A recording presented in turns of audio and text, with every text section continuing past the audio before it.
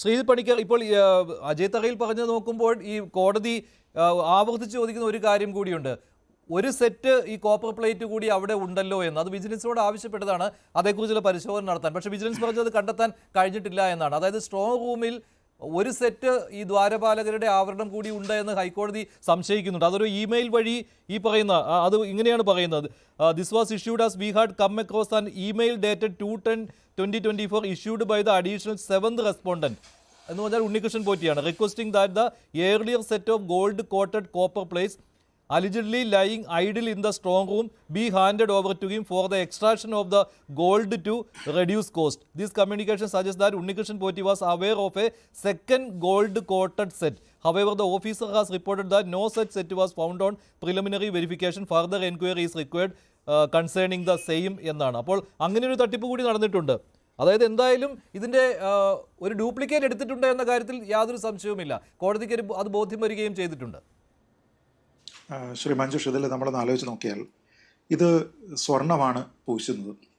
അപ്പോൾ അതിന് വേണ്ടിയിട്ട് എത്ര സ്വർണ്ണമാണ് വേണ്ടത് എന്നും ഇത് കൊണ്ടുപോകുന്ന സമയത്ത് ഇതിൻ്റെ വെയിറ്റ് എത്രയാണ് എന്നും ഇത് പൂശിയതിന് ശേഷം തിരിച്ചു കൊണ്ടുവരുന്ന സ്വർണം എത്രയാണ് എന്നും മൊത്തത്തിലുള്ള ഭാരം എത്രയാണ്, ഈ കാര്യങ്ങളെല്ലാം തന്നെ ഉത്തരവാദിത്തപ്പെട്ട ഒരു സ്ഥാപനം കൃത്യമായിട്ട് ഇൻവെൻ്ററി എടുത്തതിന് ശേഷം അത് സൂക്ഷിക്കേണ്ടതാണ്. ഒരു രജിസ്റ്റർ ഉണ്ടാകും.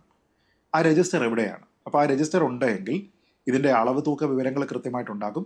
ഇതെപ്പോൾ ആരുടെ കയ്യിൽ കൊടുത്തുവിട്ടു, എന്ന് തിരിച്ചു കിട്ടി, ഇതെവിടെയാണ് സൂക്ഷിച്ചിരിക്കുന്നത്, ഈ കാര്യങ്ങളെപ്പറ്റിയെല്ലാം കൃത്യമായിട്ട് അതിൻ്റെ കസ്റ്റോഡിയനായിട്ടുള്ള ദേവസ്വം ബോർഡിന് അറിയേണ്ടതാണ്. അപ്പോൾ ഇത് കോടതി ചോദിക്കുന്ന സമയത്തും അങ്ങനെ ഇല്ല എന്ന് പറയുകയും എന്നാൽ അങ്ങനെ ഉണ്ടായിരുന്നു എന്ന് ഇത് കൊണ്ടുപോയിരിക്കുന്ന ആൾ പറയുകയും ഒക്കെ ചെയ്തു കഴിഞ്ഞാൽ അതിനർത്ഥം അവിടെ ദേവസ്വം ബോർഡ് ചെയ്യേണ്ടതായിട്ടുള്ള കാര്യങ്ങളൊന്നും തന്നെ കൃത്യമായിട്ട് ചെയ്തിട്ടില്ല എന്ന് തന്നെയാണ്. ഇപ്പോൾ ഈ വിഷയത്തിൽ നടക്കുന്ന കാര്യം എന്താണ്? ഈ വേലി തന്നെ വിളവ് തിന്നുക എന്ന് പറയുന്നൊരു കാര്യമുണ്ട്.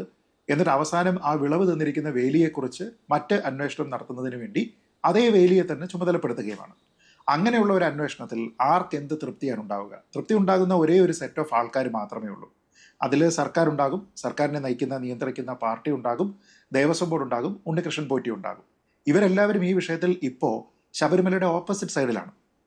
ഭക്തരായിട്ടുള്ള ആൾക്കാരെ സംബന്ധിച്ചിടത്തോളം അവരുടെ താല്പര്യം അവിടെ ഭക്തരവിടെ കൊടുത്തിരിക്കുന്ന അയ്യപ്പസ്വാമിക്ക് സമർപ്പിച്ചിരിക്കുന്ന സ്വർണം അല്ലെങ്കിൽ അവരുടെ നേർച്ച അതെങ്ങനെയാണോ അവർ ഉദ്ദേശിച്ചിരിക്കുന്നത് പൂർണ്ണമായ അർത്ഥത്തിൽ അത് തന്നെ ശബരിമലയിൽ റിഫ്ലക്റ്റ് ചെയ്യണമെന്നുള്ളതാണ്. അപ്പോൾ അത് വിജയമല്യ കൊടുത്തിരിക്കുന്ന സ്വത്താണെങ്കിലും മറ്റാരെങ്കിലും കൊടുത്തിരിക്കുന്ന സ്വത്താണെങ്കിലും സമർപ്പിക്കപ്പെടുന്നതോടുകൂടി അത് അയ്യപ്പൻ്റെ സ്വത്താണ്, ദേവൻ്റെ സ്വത്താണ്, ദേവസ്വമാണ്. ദേവസ്വം ബോർഡ് പിന്നെ ചെയ്യേണ്ടത് എന്താണ്? അതിൻ്റെ കസ്റ്റോഡിയൻ ആയിരിക്കുക എന്നുള്ളതാണ്. അതല്ലാതെ അവർക്ക് സ്വന്തമായിട്ട് തീരുമാനമെടുക്കുക എന്നുള്ളതല്ല. ഇപ്പോൾ നമുക്കറിയാം, അവിടെ സ്വർണം പൂശുകയാണെങ്കിൽ ഇതിൽ എത്ര സ്വർണ്ണമാണ് പൂശിയിരിക്കുന്നത്, ശ്രീകോവിലിൻ്റെ ഏതൊക്കെ ഭാഗങ്ങളിൽ പൂശിയിട്ടുണ്ട്, അവിടെ ഈ പറയുന്ന ദ്വാരപാലകർക്ക് വേണ്ടിയിട്ട് പൂശിയിട്ടുണ്ടോ, അവിടുത്തെ പാളിയിൽ പൂശിയിട്ടുണ്ടോ, അതിൻ്റെ പീഠത്തിൽ പൂശിയിട്ടുണ്ടോ, ഇത് പൂശുന്നതിന് വേണ്ടിയിട്ട് ചെയ്യേണ്ടുന്ന മാർഗങ്ങൾ എന്തൊക്കെയാണ്, കോടതി ഇതുമായി ബന്ധപ്പെട്ട് പറഞ്ഞിരിക്കുന്ന കൃത്യമായിട്ടുള്ള പ്രോട്ടോകോൾ എങ്ങനെയാണ്, ഈ കാര്യങ്ങളെക്കുറിച്ച് കൃത്യമായിട്ട് അതിൻ്റെ കസ്റ്റോഡിയൻ എന്ന നിലയിൽ അറിയേണ്ടത് ദേവസ്വം ബോർഡാണ്. 2019 ഈ സ്വർണ്ണപ്പാളി പൂശിയതിന് ശേഷം അവിടുത്തെ ഉണ്ടായിരിക്കുന്ന ട്രാൻസ്ഫർമേഷൻ എല്ലാവരും കണ്ടതാണ്. പക്ഷേ 2019 ആകുമ്പോഴേക്കും ഈ ദ്വാരപാലകരുടെ ഭാഗവും പീഠത്തിൻ്റെ ഭാഗവും എല്ലാം തന്നെ ചെമ്പാണ് എന്ന ഒരു ഒഫീഷ്യൽ കമ്മ്യൂണിക്കേഷനിലേക്ക് ദേവസ്വം ബോർഡ് തന്നെ എഴുതി വെക്കണമെങ്കിൽ അവിടെ ഈ രേഖകളൊന്നും തന്നെ നേരത്തെ ഇല്ല എന്നല്ലേ വ്യക്തം. അതല്ല എങ്കിൽ അങ്ങനെ ഒരു രേഖ ഇവിടെ ഉണ്ടെങ്കിൽ സ്വർണമായി മാറിയിരിക്കുന്ന കാര്യത്തിനെ വീണ്ടും ചെമ്പ് എന്ന് എഴുതാനായിട്ട് ആരെങ്കിലും ധൈര്യപ്പെടുമോ എന്നുള്ളൊരു ചോദ്യമുണ്ട്. അപ്പോൾ അത് തയ്യാറാക്കിയിരിക്കുന്നത് ആരാണ്? ദേവസ്വം ബോർഡിന് മാത്രമായിട്ട് തീരുമാനമെടുക്കാൻ കഴിയുന്ന ഒരു വിഷയമാണോ? എങ്ങനെയാണ് ഇതിൻ്റെ സ്പോൺസറായിട്ട് ഉണ്ണികൃഷ്ണൻ പോറ്റി എന്ന് പറയുന്ന വ്യക്തിയെ തിരഞ്ഞെടുത്തിരിക്കുന്നത്? അദ്ദേഹത്തിൻ്റെ കൈവശം ഇത് കൊടുത്തുവിടേണ്ടുന്ന സാഹചര്യം എന്താണ്? നമ്മളൊന്ന് ആലോചിച്ച് നോക്കുക. ഇതിൻ്റെ കസ്റ്റോഡിയൻ ആരാണ്? ദേവസ്വം ബോർഡാണ്. അപ്പോൾ സ്പോൺസർഷിപ്പ് കൊണ്ടുവരുന്നു, ശരി, പക്ഷേ ഇത് ദേവസ്വം ബോർഡിന് നേരിട്ട് അവിടെ എത്തിച്ചു കൊടുക്കാമല്ലോ. പക്ഷേ എന്നിട്ടും ദേവസ്വം ബോർഡ് എത്തിച്ചു കൊടുക്കുന്നതിന് പകരം ഈ വന്നിരിക്കുന്ന പോറ്റിയുടെ കയ്യിൽ ഇത് കൊടുത്തുവിടുന്നതിൻ്റെ സാഹചര്യം എന്താണ്? ഇനി അത് അവിടേക്ക് കൈമാറ്റം ചെയ്യുന്നതിന് മുമ്പ് ഏതാണ്ട് 40 ദിവസത്തോളം ഈ പോറ്റി ഇതെന്തിനാണ് കൈവശം വെച്ചത്? വളരെ ക്രിട്ടിക്കലായിട്ടുള്ള ഒരു ചോദ്യമല്ലേ. ആ സമയത്താണ് ഇതിൽ ഈ പല സ്ഥലങ്ങളിലൊക്കെ കൊണ്ടുപോയി എന്നും നടൻ ജയറാം ഉൾപ്പെടെയുള്ള ആൾക്കാരുടെയൊക്കെ വീടുകളിൽ കൊണ്ടുപോയത് എന്നൊക്കെ പറയപ്പെടുന്നത്. നമ്മളെ സംബന്ധിച്ചിടത്തോളം സാധാരണ ഹൈന്ദവ വിശ്വാസികളായിട്ടുള്ള ആൾക്കാർ നമ്മുടെ വീടൊക്കെ തന്നെ എത്ര സേക്രഡായിട്ട് തന്നെയാണ് സൂക്ഷിക്കുന്നത്, അവിടുത്തെ പൂജാമുറിയൊക്കെ എത്ര സേക്രഡായിട്ടാണ് സൂക്ഷിക്കുന്നത് എങ്കിലും അമ്പലത്തിൽ നിന്നുള്ള ഒരു വസ്തു സാധാരണ അവിടെ കൊണ്ടുപോയി അങ്ങനെ വെക്കാറില്ല. കാരണം അത് വേറൊരു ചിട്ടവട്ടത്തിൽ വേറൊരു സമ്പ്രദായത്തിൽ സൂക്ഷിക്കപ്പെടുന്ന ഒരു വസ്തുവാണ്. അപ്പോൾ അത് നടൻ ജയറാം പറയുന്ന സമയത്ത് എന്നാൽ ശരി ജയറാമിൻ്റെ വീട്ടിൽ കൂടെ വെച്ചേക്കാം എന്ന് പറഞ്ഞുകൊണ്ട് പലയിടങ്ങളിലായിട്ട് എഴുന്നള്ളിപ്പ് പോലെ കൊണ്ടുപോയി വെച്ച് അതിന് വേണ്ടിയിട്ട് ഈ പോറ്റിയെ എൻടൈറ്റിൽ ചെയ്തിരിക്കുന്നത് ആരാണ്? അയാളെ എൻട്രസ്റ്റ് ചെയ്തിരിക്കുന്നത് ആരാണ്? അപ്പോൾ അത് കുറേ ദിവസം കൊണ്ട് നടക്കുന്നു, എന്നിട്ട് മറ്റേ ആൾക്കാരുടെ കയ്യിൽ കിട്ടുന്നു. അത് തിരിച്ച് ഇയാൾ കൊണ്ടുവന്ന് അവിടെ കൊടുത്ത സമയത്തും ഇതിൽ ഈ അളവ് തൂക്കത്തിലൊക്കെ തന്നെ വ്യത്യാസമുണ്ട് എന്ന് കണ്ടിട്ട് എന്ത് ആക്ഷൻ എടുത്തിരിക്കുന്നത്? ഇതൊക്കെ നോക്കേണ്ടതല്ലേ? കൊണ്ടുവരുന്ന സമയത്ത് ഇപ്പോൾ എത്രയാണ്, കാണിക്കുന്ന തിരിച്ചു ഫോട്ടോ കൊണ്ടുവരുമ്പോൾ സ്മാർട്ട് എത്രയാണ്? സൊല്യൂഷൻ, ശ്രീധർ ഞാൻ ഒന്ന് ഇടപെടുകയാണ്. സ്മാർട്ട് സൊല്യൂഷൻ എന്ന സ്ഥാപനം, അവിടെയാണല്ലോ ഈ സ്വർണം പൂശിയത്, ഇലക്ട്രോ പ്ലേറ്റിംഗ് നടത്തിയത്. അവർ തന്നെ അവരുടെ സ്മാർട്ട് സൊല്യൂഷൻ അല്ല, സ്മാർട്ട് ക്രിയേഷൻസ്, അവരവരുടെ വെബ്സൈറ്റിൽ ഫേസ്ബുക്കിൽ പോസ്റ്റ് ചെയ്ത ഫോട്ടോസാണ്. അത് ജയറാമിൻ്റെ വീട്ടിൽ കൊണ്ടുവച്ചു, അവിടെ പൂജ നടത്തി എന്ന് കാണിച്ചുകൊണ്ട് തന്നെ അത് അതിൻ്റെ ഡിസ്ക്രിപ്ഷനും അവർ എഴുതിയിട്ടുണ്ടായിരുന്നു. ആ ഫോട്ടോ അവരന്ന് ഇതേ സമയത്ത് തന്നെയാണ് 2019 ജൂലൈ ഓഗസ്റ്റിലാണ് ഇത് ഇത്തരമൊരു ഫോട്ടോ അവർ പ്രസിദ്ധീകരിച്ചതും ഫേസ്ബുക്കിൽ ആ ഫോട്ടോ ഇട്ടതും. അത് ജയറാം തന്നെ സമ്മതിക്കുകയുണ്ടായി. അവിടെ ഈ സ്വർണ്ണപ്പാളികൾ കൊണ്ടുവന്നിരുന്നു എന്നുള്ള കാര്യം അദ്ദേഹം പറയുകയും ചെയ്തു. അത് അദ്ദേഹം ഒരു വലിയ വിശ്വാസിയാണ്, അതുകൊണ്ട് അദ്ദേഹത്തെ ഇതിൽ തെറ്റ് പറയുന്നില്ല. അദ്ദേഹം ആ വിശ്വാസത്തിൻ്റെ ആധിക്യത്തിൽ പിന്നെ ഈ ഉണ്ണികൃഷ്ണൻ പോറ്റിയെ വിശ്വസിച്ചു, ആ രീതിയിൽ അദ്ദേഹം ആ പൂജയുമായിട്ട് സഹകരിച്ചു. ഇപ്പോൾ കാണുന്ന മറ്റൊരു ദൃശ്യം എന്ന് പറയുന്നത് അത് ഈ ശബരിമല ശ്രീകോവിലിൻ്റെ വാതിൽപ്പടി എന്നുള്ള രീതിയിലാണ്. അതും ജയറാമിനെ വിശ്വസിപ്പിച്ച് അത്തരമൊരു പൂജയും നടത്തിയതാണ്. അത് ജയറാം പറഞ്ഞത് ഈ വാതിൽപ്പടിയും കട്ടള ഇതൊക്കെ മറ്റൊരു സ്ഥലത്തായിരുന്നു, അവിടെ വീരമണിയും ഉണ്ടായിരുന്നു. വീരമണിയെയും ജയറാം വിളിച്ചു വരുത്തതാണ്. അങ്ങനെ ഇവരുടെ കമ്പനിയിൽ തന്നെ പൂജ നടത്തുകയായിരുന്നു എന്നുള്ളതാണ്. ഇങ്ങനെ രണ്ട് കാര്യങ്ങൾ അവിടെ സംഭവിച്ചിട്ടുണ്ട്. അപ്പോൾ ശ്രീജിത്ത്, ഈ പറയുന്ന ഈ സ്വർണ്ണപ്പാളിയൊക്കെ കൊണ്ട് പല വീടുകളിലും പോയി ഈ പറയുന്ന ഉണ്ണികൃഷ്ണൻ പോറ്റി പൂജ നടത്തിയിട്ടുണ്ട്. അറിയുവാനുള്ളത് ഈ നേരത്തെ ഫോട്ടോയിൽ കണ്ട സ്വർണ്ണപ്പാളി, അത് ശബരിമലയിൽ അന്ന് വിജയ് മല്യ സ്വർണം ക്ലാഡ് ചെയ്ത ഗോൾഡ് ക്ലാഡിംഗ് നടത്തിയ ആ പാളി തന്നെയാണോ? അതായത് ദ്വാരപാലകരെ ആവരണം ചെയ്തിരിക്കുന്ന ആ രണ്ട് പാളികൾ, രണ്ട് ദ്വാരപാലകരുടെയും ആവരണമായി ഉണ്ടായിരുന്ന ആ പാളി തന്നെയാണോ, ആ കവറിങ് തന്നെയാണോ എന്നുള്ളതിലെ സംശയമുള്ളൂ. പക്ഷേ അജയ് തറയിൽ പറയുന്നത് കേട്ടുവല്ലോ, അത് മാറ്റിയിട്ട് അത് ഉണ്ണികൃഷ്ണൻ പോറ്റിയും സംഘവും കൊണ്ടുപോയിട്ട് അതേ മോൾഡിൽ ഒരെണ്ണം ഉണ്ടാക്കി കൊണ്ടുവന്നു. പക്ഷെ അത് അളവിൽ വ്യത്യാസമുണ്ടായിരുന്നു അല്ലേ? അളവിൽ വ്യത്യാസമുണ്ടായിരുന്നു. എന്നിട്ട് പഴയത് തന്നെ അതിൽ നിന്ന് സ്വർണം എക്സ്ട്രാക്ട് ചെയ്ത് മാറ്റിയതിനു ശേഷം പിന്നെ ഇലക്ട്രോപ്ലേറ്റ് ചെയ്തിട്ട് അത് ആവരണമാക്കി പിന്നെ കൊണ്ടുവച്ചു എന്നാണ് എനിക്ക് തോന്നുന്നത്. ഇപ്പോൾ ഈ ജയറാമിൻ്റെ വീട്ടിൽ കൊണ്ടുവച്ചത് ഈ രണ്ടാമത്തേതായിരിക്കും. അതായത് ശബരിമല സന്നിധാനത്ത് നിന്ന് കൊണ്ടുപോവുകയും പിന്നെ അതിൽ സ്വർണം പൂശുകയും ചെയ്തിട്ട് പിന്നെ നാട് നീളം നടന്ന് അത് പൂജ നടത്തി കാശ് പിരിച്ച് അതായിരിക്കും ഇപ്പോൾ ഈ ഫോട്ടോയിൽ കണ്ടത് അല്ലേ ശ്രീജിത്ത്?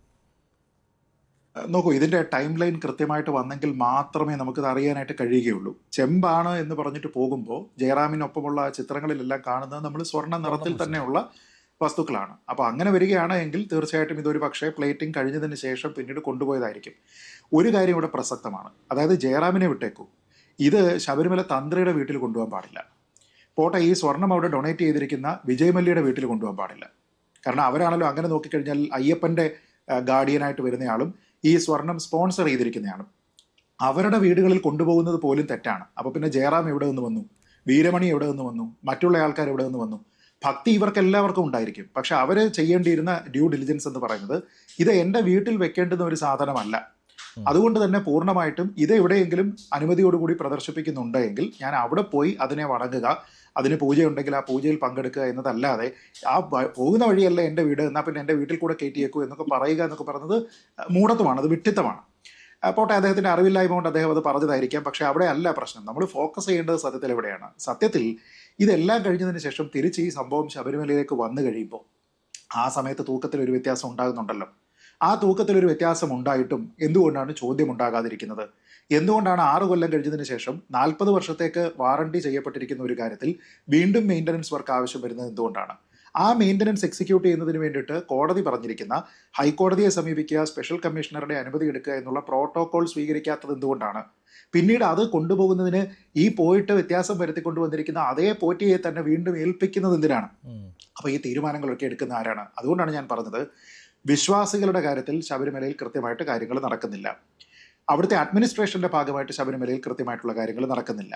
ദേവന്റെ സ്വത്തിന്റെ കസ്റ്റോഡിയൻ ആയിരിക്കുക എന്ന കാര്യത്തിൽ ദേവസ്വം ബോർഡ് അമ്പേ പരാജയമാണ്. അപ്പൊ ഇതൊന്നും കഴിയാതിരിക്കുന്ന ഒരു സംവിധാനം, കാട്ടിലെ തടി തേവരുടെ ആന വലിയടാ വലി എന്നുള്ള ഒരു ആറ്റിറ്റ്യൂഡിൽ മാത്രം പ്രവർത്തിക്കുന്നതാണ് നമ്മൾ ഇപ്പോൾ കണ്ടുകൊണ്ടിരിക്കുന്നത്. അപ്പൊ ഞാൻ പറയുന്നത്, ഈ സംവിധാനത്തിന്റെ ഏതു ഭാഗത്താണ് ഈ പ്രോസസ്സിൽ 2019 തുടങ്ങിയിരിക്കുന്ന ഈ ഒരു പ്രോസസ്സിൽ ഈ 6 വർഷമായിട്ട് നമുക്ക് വിശ്വസിക്കാൻ കഴിയുന്ന ഒരു എലമെന്റ് ഉണ്ടോ? ഞാൻ പറഞ്ഞ ഇതിൽ ഉണ്ണികൃഷ്ണൻ പോറ്റിയുടെ ഭാഗത്തോ ഏതെങ്കിലും ദേവസ്വം ബോർഡ് പ്രസിഡന്റിന്റെ ഭാഗത്തോ സർക്കാരിന്റെ ഭാഗത്തോ എങ്കിലും അവർ ചെയ്തിരിക്കുന്ന ഈ ഒരു സ്റ്റാൻഡ് കുഴപ്പമില്ല. ഇപ്പൊ നമുക്ക് ഒരു ചെറിയ ആനുകൂല്യം ജയറാമിന് കൊടുക്കാം അല്ലേ? കാരണം അദ്ദേഹത്തിന്റെ അമിതമായിട്ടുള്ള ഭക്തിയുടെ അടിസ്ഥാനത്തിൽ ഒരുപക്ഷെ അദ്ദേഹത്തിന്റെ ഒരു സ്വകാര്യമായിട്ടുള്ള ഒരു താല്പര്യത്തിന്റെ അടിസ്ഥാനത്തിൽ അദ്ദേഹത്തിന്റെ വീട്ടിലേക്ക് കൊണ്ടുപോകാനായിട്ട് അദ്ദേഹം താല്പര്യപ്പെട്ടു എന്ന് പറയാം. അതൊരു എക്സ്ക്യൂസാണ്.